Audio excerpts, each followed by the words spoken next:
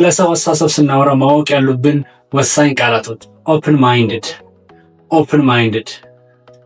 ማይንድድ የምንላቸው ሰዎች የሌሎችን ሀሳብ የሚቀበሉ እንዲሁም ለአዳዲስ ነገሮች አእምሯቸው ክፍት የሆነ ሰው ኦፕን ማይንድድ እንላቸዋል። ለምሳሌ ኦፕን ማይንድድ ነች፣ አዳዲስ ሀሳቦችን ትቀበላለች ስንል ሺ ኢዝ ኦፕን ማይንድድ ሺ አክሰፕትስ ዲፈረንት ቪውስ።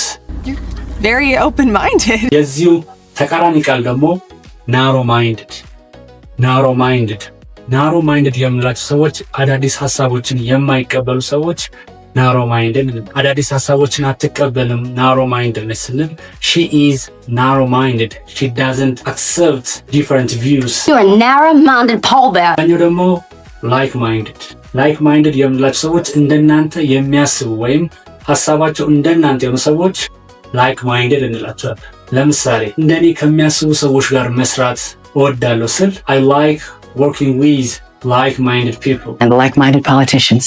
እናንተም ይህ ቪዲዮ ከተመቻችሁ ላይክ እና ሼር አድርጉ። ይመቻችሁ።